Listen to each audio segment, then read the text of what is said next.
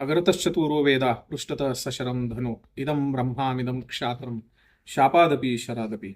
श्रुती प्रतिपादित सत्य सनातन धर्माचे चिन्ह म्हणून अति 4 वेदांच्या संहिता धारण केल्या आहेत, तर पाठीवर उग्र धनुष्यबाण धारण केले आहेत. अशा रीतीने भगवान परशुरामांच्या ठाई ब्राह्मतेज व क्षात्रतेज या दोन्ही तेजांचा अटूट संगम झाला आहे. नमस्कार, मी ॲडव्होकेट गजानन निकाळे. मी एक अग्निहोत्र प्रशिक्षक आहे.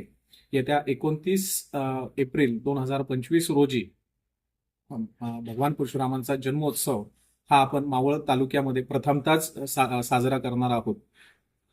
या कार्यक्रमाचे आयोजक विश्व फाउंडेशन शिवपुरी अक्कलकोट हे असून हा कार्यक्रम अग्निहोत्र हाऊस जे कातवी रोड कातवी तळेगाव स्टेशन रोड च्या ठिकाणी आहे, या ठिकाणी आपण हा कार्यक्रम साजरा करत आहोत. त्याचप्रमाणे हा कार्यक्रमाची जी वेळ आहे ती संध्याकाळी 4 वाजल्यापासून 9 वाजेपर्यंत आहे. या कार्यक्रमामध्ये आपण विविध वैदिक यज्ञांचा समावेश केलेला आहे.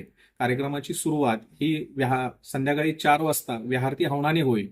कार्यक्रमा पश्चात भगवान परशुरामांच्या सहस्त्रनामावलीचं स्वाहाकार होईल. हा यज्ञ झाल्यानंतर भगवान हे चिरंजीव आहेत, अर्थात त्यांचं अवतार कार्य जे आजही चालू आहे अव्याहतपणे, त्यांचं चिरंजीव कार्य काय आहे, कसं आहे, याबद्दल व्याख्याने होतील.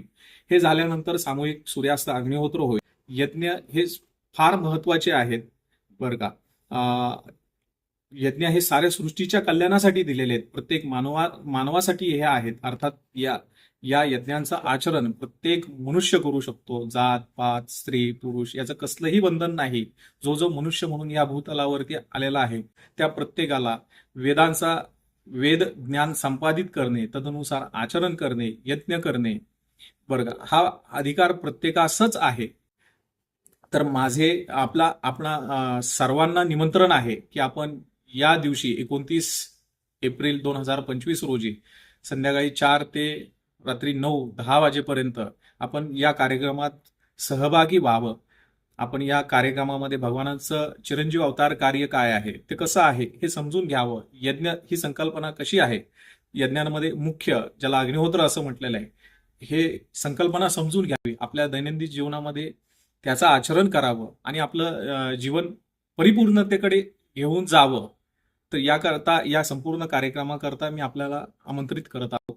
तर आपण आवर्जून या, सहकुटुंब सहमित्र परिवार जेवढ्यांना शक्य होईल तेवढ्या सर्वांना घेऊन या. धन्यवाद.